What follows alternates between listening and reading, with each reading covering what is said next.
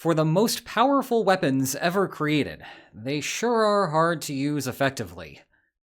Nuclear proliferation is a constant source of concern. As I write this, the current iteration is a political narrative that has actually been ongoing for decades. Iran is working on nuclear weapons, and bad things will happen if the country is ever successful. And while certainly the further erosion of the non-proliferation regime will generally be regarded as a bad thing, there are bad things, and then there are bad things. Personally, I would not like to be thrown out of a second-story window. However, I am willing to do a lot more to ensure that I am not thrown out of a 10th-story window. Correspondingly, it is not enough to merely say that an Iranian nuclear weapon is a bad thing. On a practical level, the world will actually have to work through the consequences if we ever reach that point. And on a strategic level, this question already matters for the ongoing negotiations with Iran. If Iran acquiring nuclear weapons is an unmitigated disaster, then the United States ought to hold out for stronger enforcement measures regarding Iran's nuclear program. On the other hand, if Iran having nuclear weapons does not matter much, then prolonging the shutdown of the Strait of Hormuz is a silly idea. Well, it turns out that answering which is the real situation is not so simple. Yes, nuclear weapons are extremely powerful, but using them, and credibly threatening to use them, is more difficult than it first appears. And trying to aggregate their effects creates a problem where it becomes difficult to see the forest through the trees. So, on the agenda for today, we will discuss 3 facets of nuclear strategy. First is compellence, the idea that you can threaten nuclear use to force opponents to take actions that they would otherwise not. This is easier said than done. Second is deterrence, the idea that you can threaten nuclear use to stop opponents from taking actions under consideration. This is much easier to accomplish, reinforcing the notion that nuclear weapons reinforce the status quo. But then we will finish with the big twist. In a roundabout way, the ease of nuclear deterrence allows states to successfully make compelling threats. The odd thing is that it is not the direct threat to use nuclear weapons that makes the strategy work. Rather, it is how nuclear weapons give states greater confidence to use conventional weapons, and that is what drives the strategic gains. And that is also where the bigger problems with Iran arise. But let's start with the basic idea of nuclear compellence. From this perspective, nuclear weapons are just like other weapons, but bigger. If you are worried that someone might throw a grenade at you if you do not buckle to their demands, then you should be much more worried that they will lob some nuclear weapons your way. And it is worth noting that nuclear weapons are not merely those big bombs that you see in movies that destroy entire cities. There is also a class called tactical nuclear weapons, which tend to be smaller and are, by definition, intended to strike military targets. These targets could be fairly sizable, like a military base, or very precise, like a column of enemy troops. Tactical nuclear weapons duplicate the types of roles that conventional weapons play, but may be more efficient in their destruction. The theory of nuclear compellence dates back to the very day that the world became acquainted with nuclear weapons. In short order, the United States bombed Hiroshima and Nagasaki. It did not take long for Japan to surrender. Now, historians debate exactly how much the atomic attacks contributed to Japan's decision. The United States had firebombed other Japanese cities to similar extents, albeit with a lot more effort than simply using a single device. Japan was already struggling before that point, having to ration oil and grounding most aviation in the lead up to the bombings. And the Soviet Union declaring war on Japan left the imperial government without hope that a third party would enforce a more moderate settlement. But it is hard to argue that nuclear weapons were irrelevant to the strategic environment. Outside of that, though, cases of clear-cut compellence are thankfully hard to come by. There has been no other case of offensive nuclear weapons use in history. Now, part of that may be misleading. When things are working in international diplomacy, you need not make your threat explicit for it to have the desired effect. Everyone knows that you have nuclear weapons. Hey, that includes you, Israel. and are already pricing them into the calculations that they make. You cannot rattle your nuclear saber much more than you can rattle your conventional saber, so explicit threats do not accomplish much. But that does not mean that others are ignoring the potential contingency. For example, in the Kargil War, India convinced Pakistan to withdraw irregular forces from Kashmir. Both were beginning to develop their nuclear stockpiles by that point, but India had roughly twice as many bombs. This forced Pakistan to weigh its options with caution, helping contribute to India's Compellence success. Of course, this case is clouded by how Pakistan inserted those troops at the start of the conflict, meaning that India was trying to undo a very recent change to the status quo. Indeed, we are left with an absence of further clear-cut cases. Again, at least partly because this should all be priced into the situation even before the war begins. The Kargil War situation was already past the point where it should have stopped. The central problem with this type of coercion is that nuclear weapons are blunt tools when states often have more precise goals. If the target does not evacuate a disputed territory, what is the aggressor going to do? Use tactical nuclear weapons to soften the target's military within that region? Sure, I guess that would achieve the short-term goal. Well, good job. Now that valuable region has been irradiated. Just a heads up for anyone in Moscow or Beijing thinking about executing that strategy in Ukraine or Taiwan, respectively. If tactical nuclear weapons will not help, what about strategic nuclear weapons? Sure, those could inflict even more damage, this time on an area that the aggressor does not want to acquire. But what is the aggressor going to do? Nuke the target's capital? Even conventional strategic bombing campaigns have a poor track record here. If the target really wants to keep control over the disputed territory, loss of capital property does not directly prevent the target from still occupying the disputed territory. And it comes with significant drawbacks. If the aggressor is also a nuclear weapon state, then the target could find itself in a nuclear exchange. Note that this is actually an argument in favor of nuclear weapons, because canceling out your opponent's coercive nuclear capacity is very useful. But non-nuclear targets may still resist aggressors' nuclear threats. Think about Russia's various nuclear threats levied against Ukraine. Kyiv has mostly ignored them and has not been punished as a result. The main reason is that the Kremlin needs the economic support of India and China to be able to sustain the rest of the war effort, and neither of those countries want to live in a world where nuclear weapons are a casual part of warfare. Sure, they both also have nuclear weapons, but they recognize that nuclear weapons impose negative externalities on others. So they want to use their economic capacity to convince others to not use nuclear weapons, at least not casually, even as they try to protect their own nuclear use for later. To draw an analogy, think of this like someone who drives a gas-guzzling car, but nonetheless supports societal restrictions on gasoline vehicles. Despite appearances, it is not hypocritical. It is just recognizing that one's own impact is small, and the only real solutions are to enforce restrictions on everyone.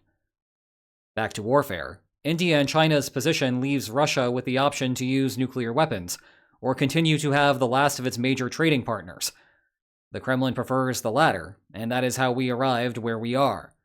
This logic applies even to tactical nuclear weapons, which are a big part of Russia's arsenal. Remember, these mostly duplicate roles that conventional arms can play. So why not employ the conventional means and not risk the wrath of Beijing? Leaders have tried various workarounds to the problem. One is the idea of the threat that leaves something to chance. If I cannot credibly threaten to use a nuclear weapon against you, perhaps instead I can engage in a lower tier of escalation that comes with it a risk that everything will go off the rails, despite our best efforts otherwise. For example, suppose the aggressor moves tactical nuclear weapons into the theater and relaxes command and control constraints over them. That should be a cause for concern for the target. The target may know that the leader would never authorize the use of those weapons, at least not in an active sense. But it is also possible that some rogue commander might think it would be fun to give them a try. The longer that the crisis continues, the more likely something devastating could happen. In turn, the target may wish to stop resisting. This same sort of principle could apply to strategic nuclear weapons use as well.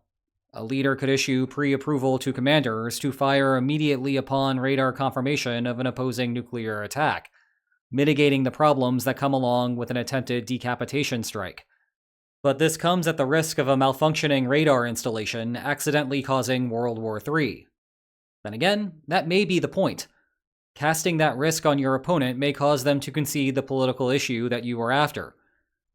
The key to the strategy from the aggressor's perspective is that it takes the binary use of nuclear weapons and turns it into a probabilistic outcome. It may not be possible to credibly threaten guaranteed use of a bomb, but you can raise the possibility that there will be a disaster for everyone as a means of demonstrating that you have greater commitment to winning the dispute. Sometimes this is called brinkmanship, when two nuclear powers engage in this escalation behavior at the same time, but the logic applies just as well to when there is only one nuclear state involved. Another way to try to make the incredible threat apparently credible is by trying to convince others that you are crazy. This is the madman theory of conflict, best attempted by Richard Nixon in Vietnam, especially as it related to keeping the Soviet Union out of that conflict. The idea is straightforward. You are trying to manufacture sincerity out of nowhere. The problem is that others have to believe you, and that is where this tends to fall apart. Putting all of these compellence points together regarding Iran, Tehran would really like to use nuclear weapons one day, or at least use the threat to use them, to spread its influence in the region. That would entail forcing the United States out of the region, including by abandoning bases particularly around the Gulf. It would make a lot of states nervous about what might happen next, but it would still be quite a challenge for Iran to use nuclear weapons to achieve those goals. Even the madman theory would not get Tehran very far. Western portrayals of the Iranian government often describe the mullah class as crazy. And yes, there is a fundamental difference in how Iran views the world, not only compared to Western countries, but also to others in the region. However, the Iranian government values its own survival, and it is also beholden to China to buy its products, and the money from those sales is necessary to keep the lights on in Iran. The other side of nuclear coercion is deterrence. Rather than force the opponent to change their behavior, deterrence aims to force opponents to maintain the status quo. And this one is a lot easier by comparison, to the point that it is often just taken for granted. Now, that may be the generally right attitude to have, but there are still some subtleties here. Let's take North Korea as a prominent current example. The Kim family has gotten on many capitals' nerves over the decades, sometimes even frustrating their closest allies. But for about 2 decades now, no one has seriously contemplated trying to force regime change in that country.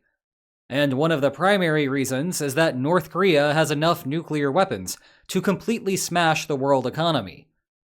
Even if the United States is the one doing the invading, no one can be confident that North Korea will discriminate its nuclear targets. A handful of bombs over Seoul or Tokyo would cause enough disruption to global supply chains that every consumer in America would feel the pain. If the remains of the North Korean government wanted to get especially spicy, they could even strike Taipei to throw the world into a depression. Never mind that there are plenty of US military bases in the region that Pyongyang could wipe out too.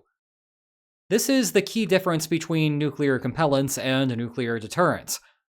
When you casually try to compel another state into giving up some policy issue, you have a lot to lose. When your capital is about to fall, you are past the point of caring what third parties might do to sanction your use of nuclear weapons. Correspondingly, no one thinks that an invading army will march on Moscow anytime soon. Same for Washington, London, Paris, Beijing, New Delhi, or Islamabad. Actually, this logic helps us better understand the current era of nuclear proliferation. Originally, the countries who developed nuclear weapons were concentrated among industrial powerhouses.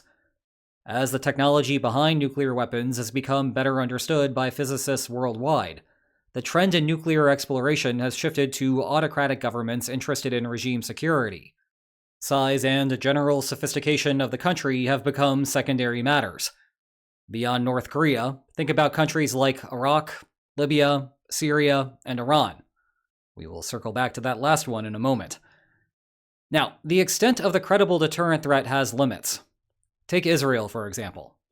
In its initial years, it faced constant challenges from its neighbors over the actual existence of the entire country. After acquiring nuclear weapons, the threats to Israel did not change, but the scope of the problem most certainly did. Actually, the nuclear weapons did not stop those opponents from fighting wars against Israel, which would seem to discount the deterrent value of nuclear weapons. However, the battles were no longer about marching into Jerusalem and raising a new flag. Rather, they evolved into disputes over outlying regions.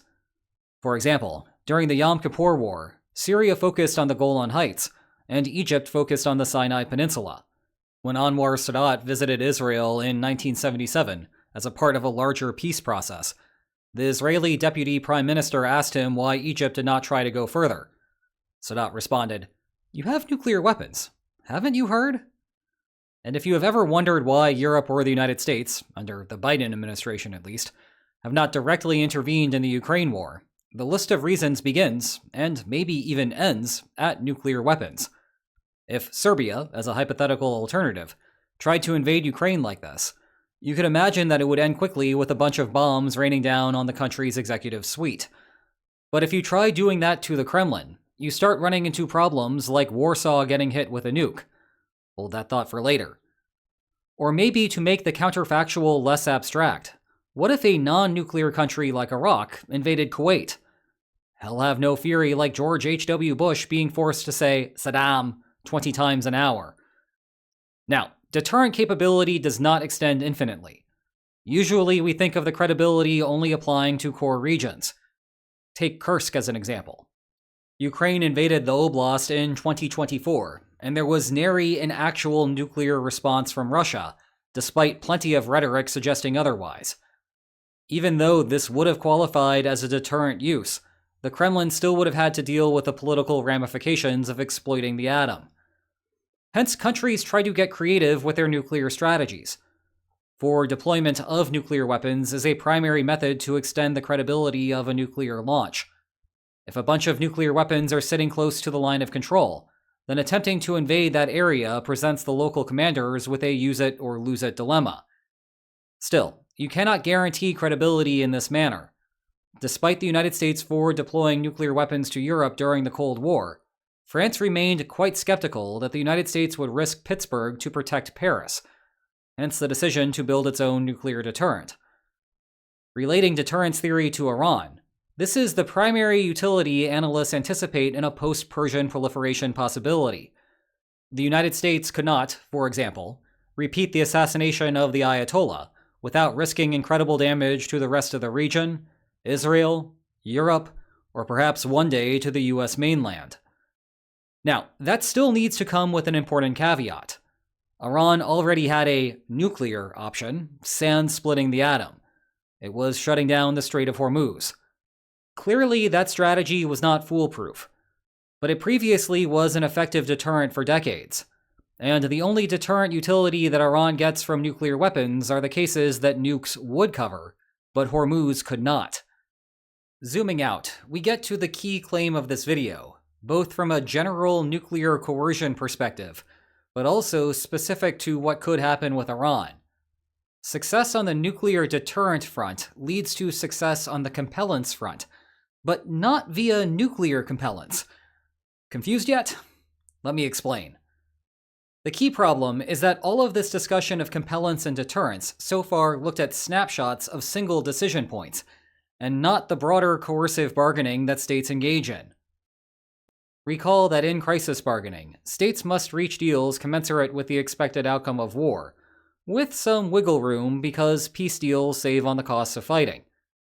If nuclear weapons are just like ordinary weapons and contribute to offensive strength, even if those circumstances may be limited, then we already understand the value of nuclear weapons in crisis bargaining. However, there are some folks out there that believe that nuclear weapons have no compellence value, or even any normal military value. Let's suppose that their claim is true. Then you might think that the expected outcome line does not move as a consequence of nuclear proliferation. But that is not true. Remember, it is an expected outcome line, reflecting everything that could happen during a war, and deterrence moves expectations. To see what I mean, suppose that a war could end in one of three grossly simplified outcomes: military defeat of one side, military defeat of the other side, and a stalemate that would divide the good evenly between the two. And to further simplify things, let's imagine that each of these outcomes is equally likely. Well, in a world where no one has nuclear weapons, the expected outcome of a war is indeed a 50-50 split. The full conquering of one side cancels the other out in the expectation, and the stalemate is also an even division. But now imagine that Mr. Right Side is a real killer and has developed a nuclear arsenal. What happens if his conventional military collapses now? Well, I would not advise his opponent to try marching on the right side capital. That would be a great way to see the opponent's capital get the nuclear treatment. Thus, following a military victory, you might get a border that looks like this, the point wherever nuclear force becomes incredible. I am going to use the optimal conquering point as equal to the stalemate situation for illustration purposes, but the logic still works if the border would be drawn further east. Okay, but think about what the average war outcome is now. It is no longer even. We are doubling the likelihood of an outcome that ends up in the middle, and erasing the worst-case scenario for right side. Consequently, nuclear weapons have shifted the balance of power. The expected war outcome is now here. To provide another interpretation of the logic driving this implication, nuclear weapons are insurance policies against the worst possible outcome. Possessing nukes therefore allows you to get more adventurous in your demands, and more comfortable with using conventional military arms. Correspondingly, statistically speaking, crises are more likely to end in a favorable outcome for states with nuclear weapons, and they are more likely to end quickly, even though we have never observed nuclear use outside of the Pacific War. The shadow of nuclear use, however, dictates that opponents are willing to hedge their expansionary aims. That also explains why the crises end more quickly, as initial military successes from the opponent do not snowball into something more substantial. Returning to the Gulf, a nuclear Iran is not just an Iran that can guarantee the survival of its regime. It is also an Iran that feels less constrained in other political affairs, because it does not face the looming threat of regime change in case a war goes poorly for it. That means a much more active foreign policy within the region, to the detriment of its opposition. And again, the question about Hormuz is critical. The higher the probability that a war results in regime failure, the greater the return on nuclear weapons. If Iran's Hormuz capacity is enough to deter 99% of future attempts at regime change, then the value of nuclear weapons is minimal. If you think that the Hormuz situation would be more manageable if an opponent put in the full effort to reopen it, then maybe nuclear weapons would have a much greater impact. Do I have an answer on whether that means fighting a war to stop Iran from developing nuclear weapons is worthwhile? No. That is a political question because it involves real economic trade-offs. But these are the considerations that you should keep in mind when thinking about your own position. So, what are our takeaway lines for today? Using nuclear weapons to compel opponents to take undesirable actions is hard, but may be possible under certain conditions. Using nuclear weapons to deter opponents, by contrast, is substantially easier. However, powerful nuclear deterrents free up the use of conventional military forces in a broader set of circumstances, allowing nuclear possessors to make compellant threats without directly resorting to nuclear use. Do with that information what you will regarding Iran. Meanwhile, you can continue detonating knowledge bombs by watching one of my old-school lectures on nuclear proliferation. Warning: pandemic-era PowerPoints ahead. And if you enjoyed today's video, then please like, share, and subscribe, and I will see you next time. Take care.